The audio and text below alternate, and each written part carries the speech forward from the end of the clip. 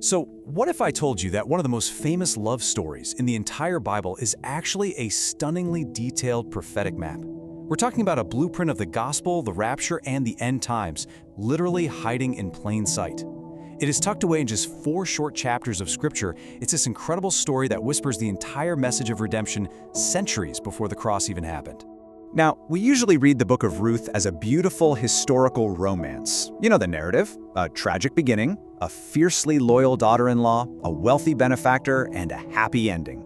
But honestly, if you stop right there, you are missing the profound reality beneath the surface. There is a hidden mystery here about your personal redemption and the future of the whole world. And I'm telling you, once you see it, you can literally never unsee it. This isn't just history, guys. It is a prophetic rehearsal.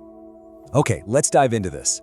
The real key to unlocking this entire mystery revolves around a vital legal concept called the Goel, or the kinsman redeemer.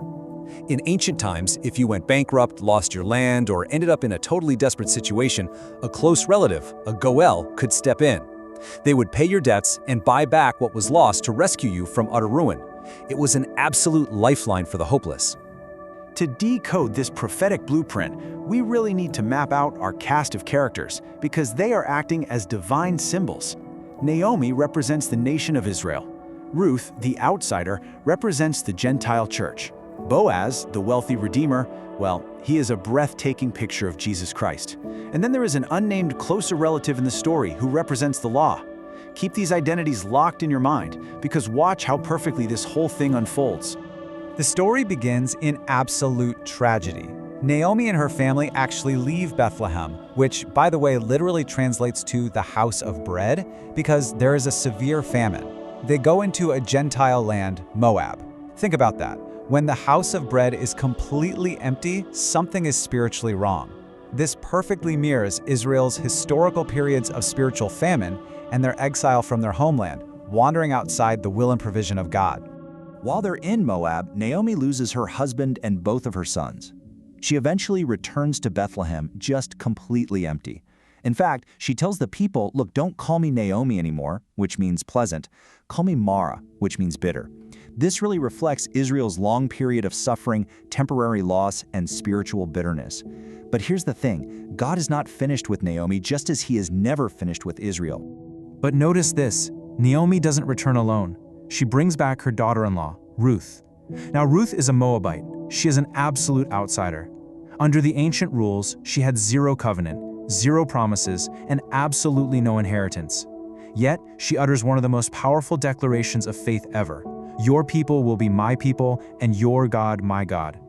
This perfectly models the faith of the Gentile believer, you and me, turning our backs on our old lives and choosing the God of Israel.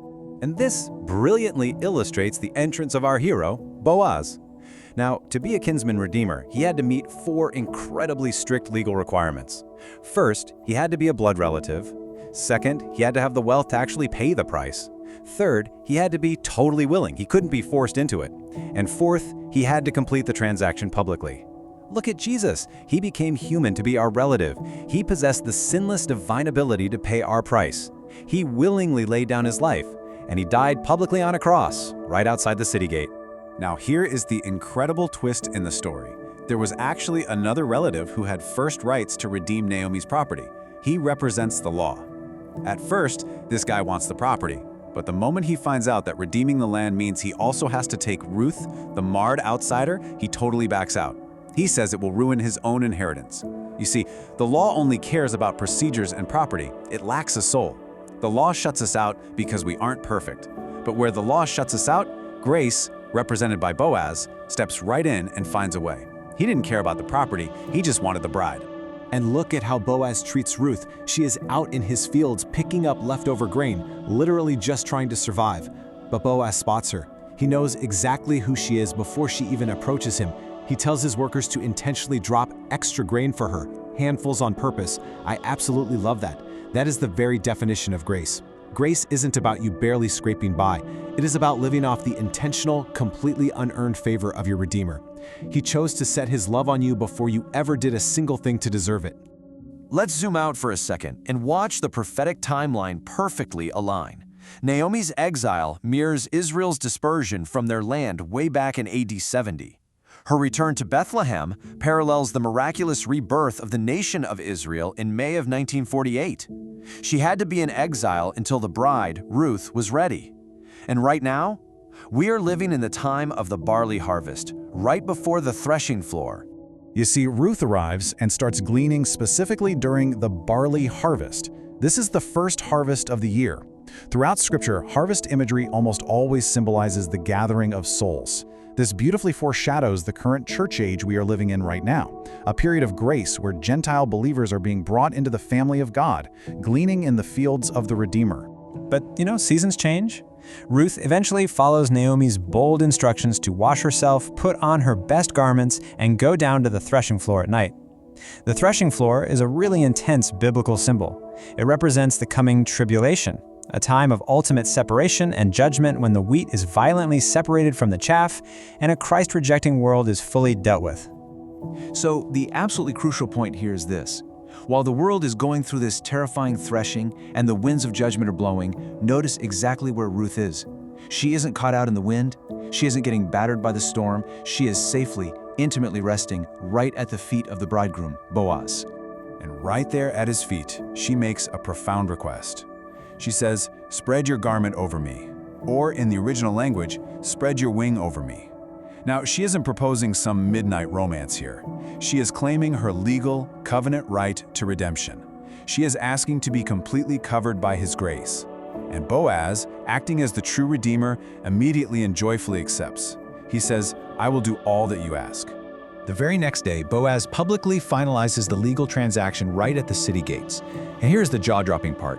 Once she is completely redeemed, Boaz does not leave Ruth out in the field to endure the rest of the judgment. He brings his bride directly into his house. She is taken out of the harvest field entirely.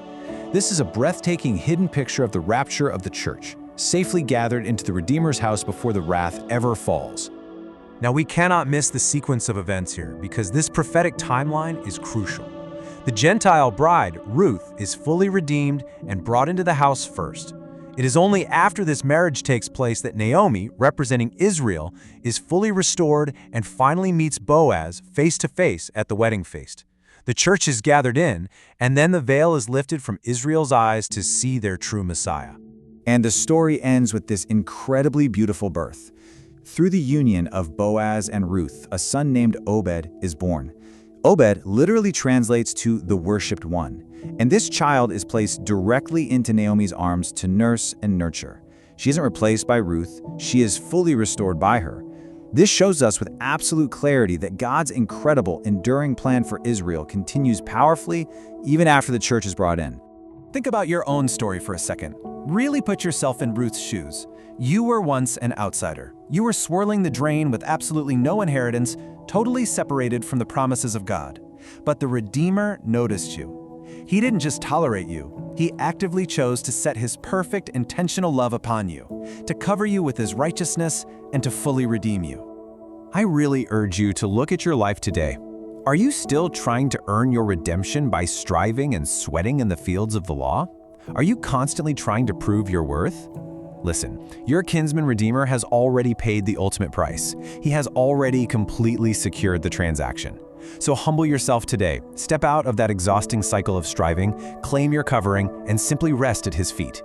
The blueprint is crystal clear. Redemption is waiting. Will you accept it? Let me know your thoughts down in the comments, and if this opened your eyes, definitely share it with someone who needs to see it today.